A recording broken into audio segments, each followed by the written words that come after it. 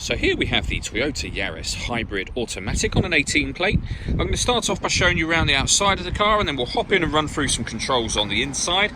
But from the outside you can see it's a 5-door car with alloy wheels and tinted windows. Let's start off inside the boot and then work our way around the rest of the car from there.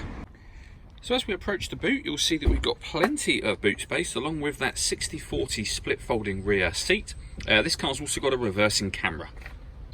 Okay, so we're just going to work our way back round to the front of the car and then we'll hop in and run through some controls on the inside. But now that we've done a full circle of it, you can see it's in excellent condition the whole way round.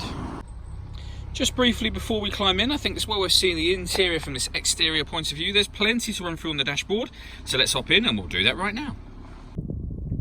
Okay, so now that we're inside the car, we're going to start with the dials. On the right hand side we have the speedometer and fuel gauge. In the middle you can see the total miles on this car, which are 14,326. The information displayed above that can be changed using buttons on the steering for various different bits of trip computer information, or that digital readout for the speedometer you see being displayed now. And then on the left hand side, the car will show us whether we are charging the batteries, we're driving in eco mode or power mode. There's a full video on both our website and on our Facebook page that show the hybrid system working, and in fact the video is shot in a Yaris, so well worth checking that out if you have the time.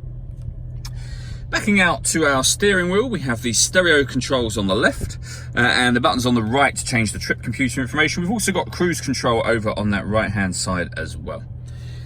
Over in the centre we have the touchscreen radio for the car. Amongst other things, of course, it will show you that this car's got AM, FM and DAB radio. We can stream music wirelessly via Bluetooth audio. We have iPod input and USB input as well. So plenty of ways to listen to your music. If I pop the car into reverse, you'll see that full colour reversing camera I mentioned before, and you get guidelines showing you what direction the car is headed in relation to the image that you see on the screen. Really, really handy. Below that we have dual zone climate control, so you can adjust the passenger and driver temperatures, the fan speed up or down from here. You can determine where you'd like the air to be distributed with this button, and then when you're happy with all of those settings, that button there turns the air conditioning, in this case, off or back on again. Or you can hit auto and the car will now take control of the fan speed and the direction of the air to maintain those two temperatures for you. You can override that by readjusting the fans and putting it back onto whatever setting you want in terms of the airflow direction. Below that, we have a 12-volt charging socket. Under there, we have the USB and auxiliary inputs for your music connection, and then the fully automatic gearbox.